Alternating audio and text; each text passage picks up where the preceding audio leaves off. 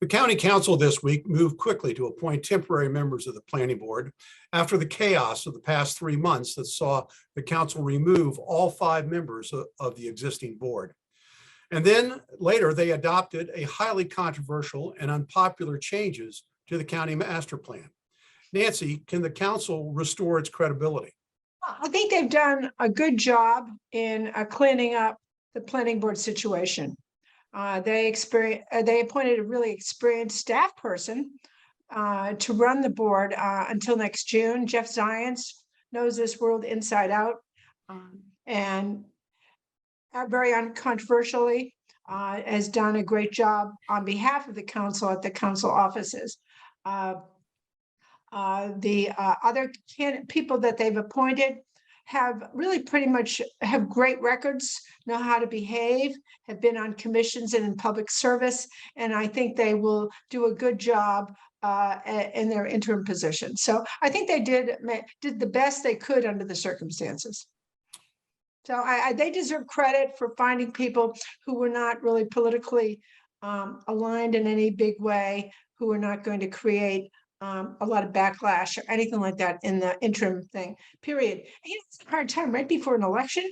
There's a rule at the council, nothing hard happens in October of an election year. And what a year month they've had, it's really been something.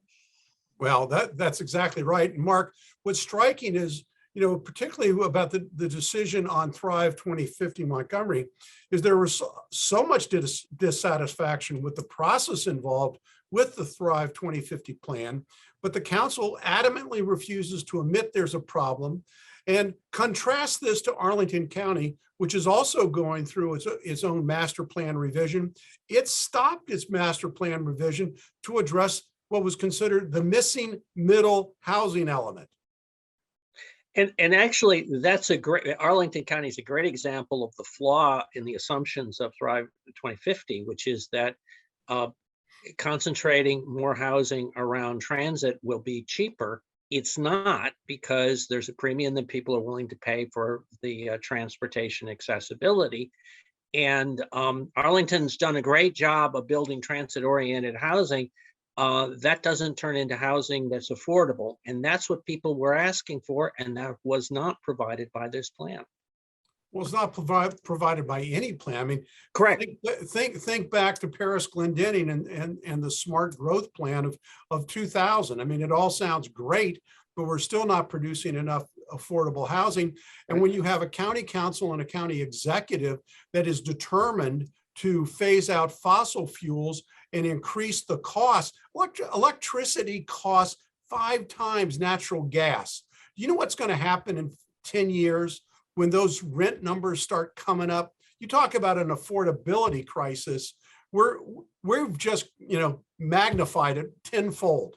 Well, we have not had an honest discussion, a forthright discussion about the choices that are being recommended or being imposed for climate change.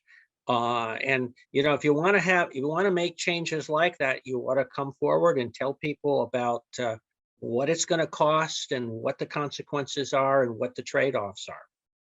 Oh, you gentlemen are having a conversation that can go on for a very long time. And I will tell you that those conversations have been going on in Montgomery County for a very long time. Montgomery County invented smart growth. Paris borrowed it to apply it statewide, but that's a whole nother kettle of fish. Yeah, well, we'll get to that. I mean, but what I think is striking is that we hear about affordability, and the council is taking actions contrary to promoting affordability. Well, we're going to leave it at that.